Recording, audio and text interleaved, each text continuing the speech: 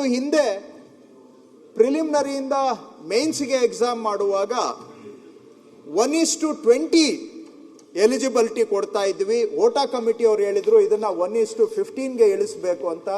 1:15ಗೆ ಅದನ್ನು ಕೂಡ ಇಳಿಸುವಂತ ಕೆಲಸ ಮಾಡಿದ್ದೇವೆ. ಆಮೇಲೆ 1 ವರ್ಷದ ಒಳಗಡೆ ನೇಮಕಾತಿ ಪ್ರಕ್ರಿಯೆಯನ್ನ ಪೂರ್ಣ ಮಾಡಬೇಕು ಅಂತ ಅವರು ಸಜೆಷನ್ ಮಾಡಿದ್ರು. ಅದನ್ನ ಆರ್ಡರ್ ಮಾಡಿದ್ದೇವೆ. ಅದರ ಪ್ರಾಕ್ಟಿಕಲಿ ಅದು ಇಂಪ್ಲಿಮೆಂಟೇಷನ್ ಆಗ್ತಾ ಇಲ್ಲ, ತಮಗೂ ಗೊತ್ತಿದೆ. ಆದರೆ ಸರ್ಕಾರ ಆದೇಶವನ್ನ ಹೊರಡಿಸಿದೆ ಇದರ ವಿಷಯದಲ್ಲಿ. ಈ ಇಂಟರ್ವ್ಯೂ ಬಗ್ಗೆನೇ ತುಂಬಾ ಎಲ್ಲ ಅದನ್ನು ಕೂಡ ಸ್ಟ್ರೀಮ್ಲೈನ್ ಮಾಡಲಿಕ್ಕೆ ಸರ್ಕಾರದ ಆದೇಶಗಳನ್ನು ಹೊರಡಿಸಿದ್ದೇವೆ.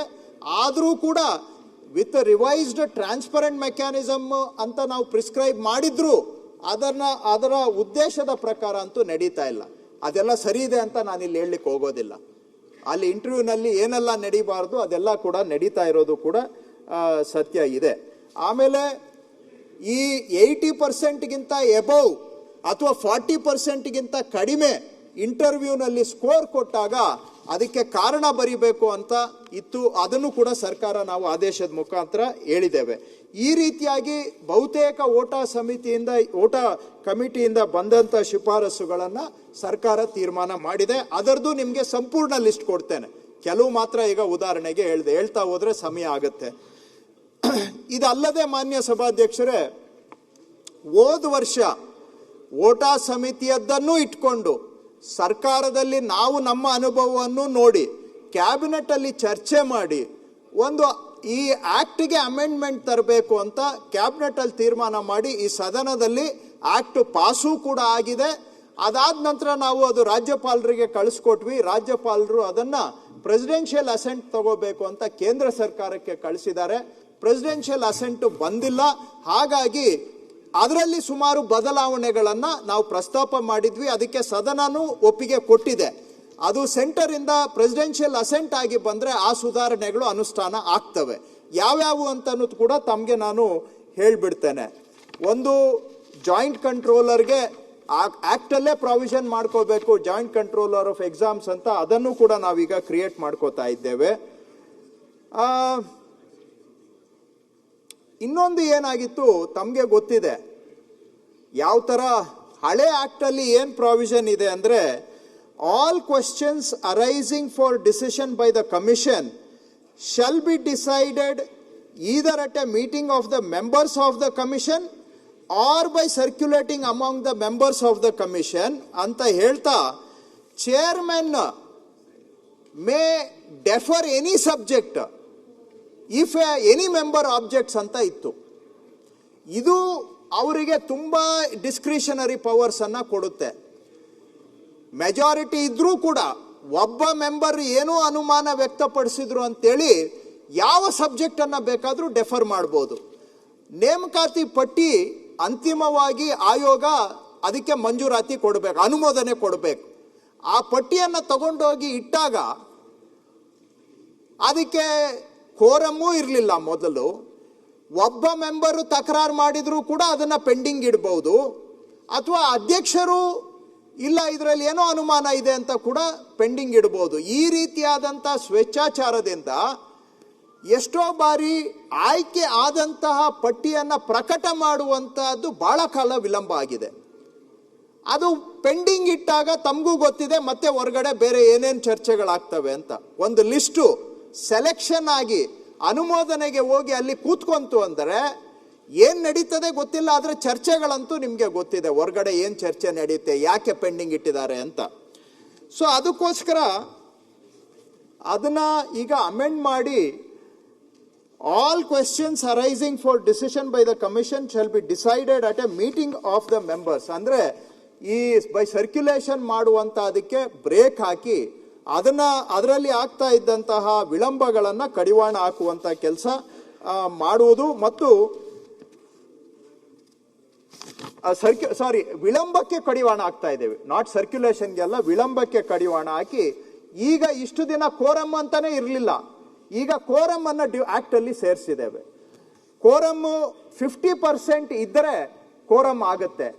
ಕೋರಮ್ ಆಗಿದೆ ಅಂತಾನೆ ಪರಿಗಣಿಸಬೇಕು, ಸಬ್ಜೆಕ್ಟ್ ಇಡ್ಲೇಬೇಕು, ಅದು ತೀರ್ಮಾನ ಇಲ್ಲ ಪಾಸಿಟಿವ್ ಆರ್ ನೆಗೆಟಿವ್ ಆಗಿ ತೀರ್ಮಾನ ಆಗಬೇಕು.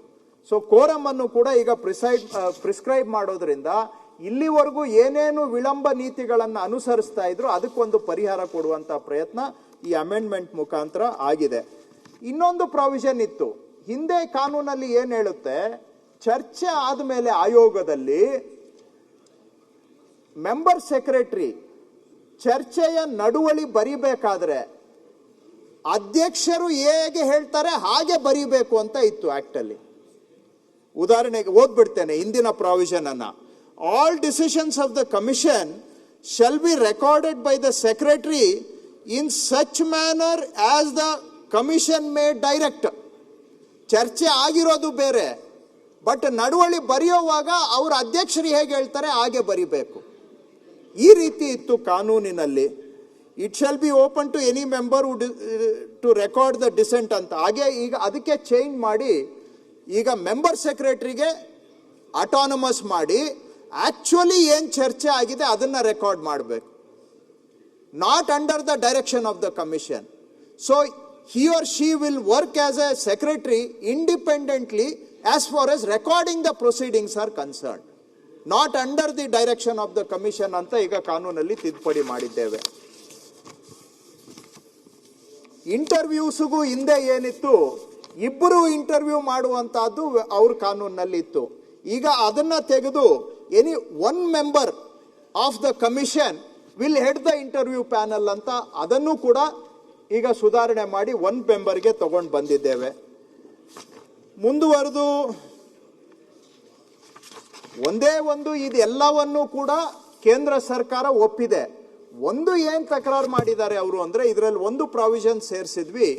ಕಾನೂನು ಅಂದ್ರೆ ಈ ಕಾನೂನುಗಳು ತಿದ್ದುಪಡಿ ಮಾಡುವಾಗ ನಿಯಮ ರಚಿಸುವಾಗ ಆಯೋಗವನ್ನ ಕನ್ಸಲ್ಟ್ ಮಾಡಬೇಕು ಅಂತ ಅದನ್ನ ತೆಗೆದು ಹಾಕಿದ್ವಿ. ಅದಕ್ಕೆ ಕೇಂದ್ರ ಸರ್ಕಾರದವರು ಇದನ್ನ ತೆಗೆದುಹಾಕೋದು ಸ್ವಾಯತ್ತತೆಗೆ ಧಕ್ಕೆ ಬರುತ್ತೆ ಅಂತ ಹೇಳಿದ್ದಾರೆ. ಸೊ ನಾವು ಮುಖ್ಯಮಂತ್ರಿಗಳ ಹತ್ರ ಮಾತಾಡಿದ್ದೇವೆ. ಅದನ್ನ we are willing to write to government of India, ಈ ಒಂದು ಲೈನ್ ಅನ್ನ ವಿಲ್ ವಿಡ್ರಾ ಅಂತ, ಈ ಒಂದು ಲೈನ್ ಅನ್ನ ನಾವು ವಿಡ್ರಾ ಮಾಡ್ಕೋತೇವೆ. ಉಳಿದ ಅಮೆಂಡ್ಮೆಂಟ್ಗೆ ನೀವು ಒಪ್ಪಿಗೆಯನ್ನ ಕೊಡಿ. ವಿಡ್ರಾ ಮಾಡ್ಕೊಂಡ್ಮೇಲೆ ಅಫ್ಕೋರ್ಸ್ ನಾವು ಮತ್ತೆ ಸದನಕ್ಕೆ ವಾಪಸ್ ಬಂದು ಒಂದು ತಿದ್ದುಪಡಿಯನ್ನ ಮಾಡಿ ಹಿಂದೆ ಸದನ ಒಪ್ಪಿದೆ, ಆದರೆ ಅದನ್ನ ನಾವು ವಾಪಸ್ ತಗೊಳ್ಬೇಕಾಗುತ್ತೆ. ಅದನ್ನ ಮಾಡ್ತೇವೆ. ಉಳಿದ ಸುಧಾರಣಾ ಕ್ರಮಗಳಿಗೆ ನೀವು ಒಪ್ಪಿಗೆಯನ್ನ ಕೊಡಿ ಅಂತ ನಾವು ಈಗ ಸದ್ಯದಲ್ಲೇ ಕೇಂದ್ರ ಸರ್ಕಾರಕ್ಕೆ ಪತ್ರ ಬರೀತೇವೆ. ಹೋಪ್ಫುಲಿ ಅದಾದ್ಮೇಲೆ ಏನು ಹೋದ ವರ್ಷ ನಾವು ತಿದ್ದುಪಡಿ ಮಾಡಿದ್ದೇವೆ ಇವೆಲ್ಲ ಪಾಸ್ ಆದ್ರೆ ಒಂದು ಸ್ವಲ್ಪ ಸುಧಾರಣೆ ಆಗುತ್ತೆ ಅಂತ ನಾವು ಭಾವಿಸ್ಕೊಂಡಿದ್ದೇವೆ. ಇಷ್ಟಾದರೂ ಕೂಡ ನೀವು ಎತ್ತಿರೋ ಎಲ್ಲ ಪ್ರಶ್ನೆಗಳಿಗೂ ಇದು ಸಂಪೂರ್ಣ ಉತ್ತರ ಅಲ್ಲ, ನಾನು ಒಪ್ತೇನೆ. ಈಗ ಹೊರಗಡೆ ಈ ಯುವಕರದ್ದು ಯುವತಿಯರದ್ದು ಬಹಳ ಆಕ್ರೋಶ ಇದೆ. ಒಂದು ಆಕ್ರೋಶ ಏನು, ಕಾಲಕ್ಕೆ ನೇಮಕಾತಿ ಆಗ್ತಾ ಇಲ್ಲ ಅನ್ನೋದು ಒಂದು ಆಕ್ರೋಶ. ಆಗುವಂತ ನೇಮಕಾತಿಗಳು ಪಾರದರ್ಶಕವಾಗಿ ಆಗ್ತಾ ಇಲ್ಲ, ಅನುಮಾನಗಳ ಗೂಡಾಗಿದೆ. ಯಾರಿಗೋ ಅಧಿಕಾರ ಇನ್ಫ್ಲೂಯೆನ್ಸು ಇರುವಂತವರಿಗೆ ಅದು ಅವರ ಪರವಾಗಿ ಆಗ್ತಾ ಇದೆ ಅನ್ನೋದು ಎರಡನೇ ಆಕ್ರೋಶ. ಇವೆರಡೂ ಕೂಡ ಪ್ರಮುಖವಾಗಿರ್ತಕ್ಕಂಥದ್ದು. ಒಂದು, ಈ ಸಿ ಗ್ರೂಪ್ನ ಹುದ್ದೆಗಳು ಯಾವುದಕ್ಕೆ ಇಂಟರ್ವ್ಯೂ ಇಲ್ಲ.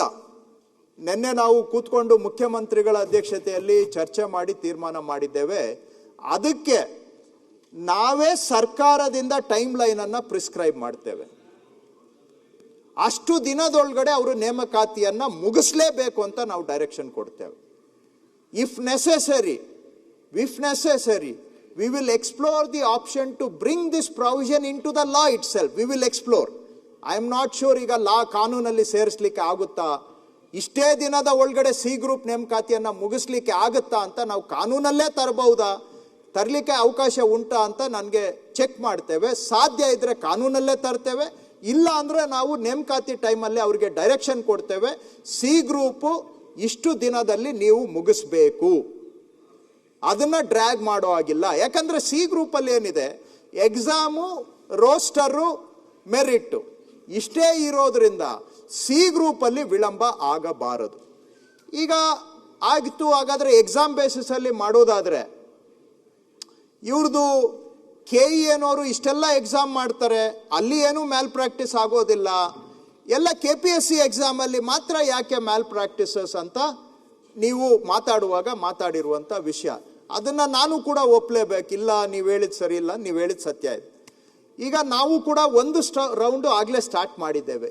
KEAನಲ್ಲಿ ಏನೇನು ಅಭ್ಯಾಸಗಳಿದ್ದಾವೆ, ಪದ್ಧತಿಗಳಿದ್ದಾವೆ, ಪ್ರಾಕ್ಟೀಸಸ್ ಇದ್ದಾವೆ, ಅವುಗಳನ್ನು KPSCಯಲ್ಲಿ ಯಾಕೆ ಅಳವಡಿಸ್ಕೊಳ್ಬಾರ್ದು? Same practices, exam conducting mechanism ಆಗಲಿ, ಅಥವಾ ಉದಾಹರಣೆಗೆ KEAನಲ್ಲಿ ಏನು ಎಕ್ಸಾಮ್, ಅಲ್ಲಿ ಯಾಕೆ ಈ ಟ್ರಾನ್ಸ್ಲೇಷನ್ ಪ್ರಾಬ್ಲಮ್ ಬರೋದಿಲ್ಲ? KEAನವರು 2000 ಪ್ರಶ್ನೆಗಳ ಒಂದು ಪ್ರಶ್ನೆ ಬ್ಯಾಂಕ್, ಕ್ವೆಶ್ಚನ್ ಬ್ಯಾಂಕನ್ನು ಮಾಡಿಟ್ಕೊಂಡಿದ್ದಾರೆ. 2000 ಪ್ರಶ್ನೆಗಳಿದೆ ಅದರಲ್ಲಿ. ಅದಕ್ಕೆ ಭಾಷಾಂತರನೂ ಮಾಡಿಟ್ಕೊಂಡಿದ್ದಾರೆ, ತರ್ಜುಮೆನೂ ಮಾಡಿಟ್ಕೊಂಡಿದ್ದಾರೆ.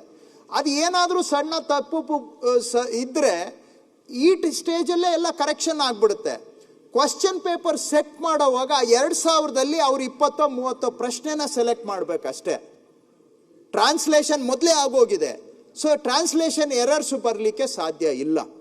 ಸೊ ಆ ರೀತಿಯಾಗಿ ಇಲ್ಲೂ ಕೂಡ KPSCಯಲ್ಲಿ ಅಳವಡಿಸ್ಕೊಳ್ಳುವಂಥದ್ದನ್ನು ಮಾಡೋದು. ಒಂದು ಸ್ಮಾಲ್ ಉದಾಹರಣೆ ಹೇಳ್ತಾ ಇದ್ದಾನೆ, ಇದೇ ಥರ ಬೇರೆ ಬೇರೆ ಇದೆ, ಇದರಿಂದ ಎಲ್ಲ ಪ್ರಾಬ್ಲಮ್ ಸಾಲ್ವ್ ಆಗುತ್ತೆ ಅಂತಲ್ಲ. ಉದಾಹರಣೆಗೆ KEAನ ಏನು ಬೆಸ್ಟ್ ಪ್ರಾಕ್ಟೀಸಸ್ ಇದೆ ಅದನ್ನು KPSCಯಲ್ಲೂ ಕೂಡ ಅಳವಡಿಸ್ಕೊಳ್ಳುವಂಥದ್ದು ಮಾಡಲಿಕ್ಕೆ ನಾವು ಸರ್ಕಾರದಿಂದನೇ, ಕಮಿಷನ್ನವ್ರು ಏನು ಹೇಳ್ತಾರೆ, ನೀವು ಸರ್ಕಾರ ನಮಗೆ ಹೇಳ್ಬೋದು, ಮಾಡಬೇಕಾ ಬೇಡವ ಅನ್ನೋದು ನಮ್ಮ ಸ್ವಾಯುತ್ತ ಅಂತ ಅವ್ರ ನಿಲುವಿದೆ. It is our autonomous decision. ಅವರು ಮೀಟಿಂಗಿಗೆ ಬಂದರೂ ಕೂಡ ಮೆಂಬರ್ ಸೆಕ್ರೆಟರಿ ಏನು ಹೇಳ್ತಾರೆ, ನಾನು ಕಮಿಷನ್ಗೆ ಈ ವಿಷಯವನ್ನು ಅಲ್ಲಿ ಕಮಿಷನಲ್ಲಿ ಪ್ಲೇಸ್ ಮಾಡ್ತೇನೆ, ಕಮಿಷನ್ ಅಗ್ರಿಮೆಂಟ್ ಮೇಲೆ, but government will insist that this has to be adopted. Government will, if necessary, give a direction also, will explore, because I can't say direction because it is a constitutional body, autonomous body, but we will explore all means to make sure that best practices prevailing elsewhere are also adopted by the KPSC, right? ಈ ರೀತಿಯಾಗಿ ಪರೀಕ್ಷಾ ಸುಧಾರಣೆಗೆ ಸಂಬಂಧಪಟ್ಟ ಹಾಗೆ ನಿರ್ಭೀತ, ನಿಷ್ಪಕ್ಷಪಾತ, ವಿಶ್ವಾಸಾರ್ಹ ಸುದ್ದಿಗಳಿಗೆ ಮತ್ತೊಂದು ಹೆಸರಾಗಿರುವ news 18 Kannada ಈಗ ಆಪ್ನಲ್ಲೂ ಲಭ್ಯವಿದೆ. ದಯವಿಟ್ಟು ಇಲ್ಲಿರುವ QR ಕೋಡ್ ಅನ್ನು ಸ್ಕ್ಯಾನ್ ಮಾಡಿಕೊಂಡು ಆಪ್ ಡೌನ್ಲೋಡ್ ಮಾಡೋದಕ್ಕೆ ಮರಿಬೇಡಿ. ನಿಮ್ಮ ಬೆಂಬಲ ಹೀಗೆ ಸದಾ ನಮ್ಮೊಂದಿಗಿರಲಿ. ಧನ್ಯವಾದ.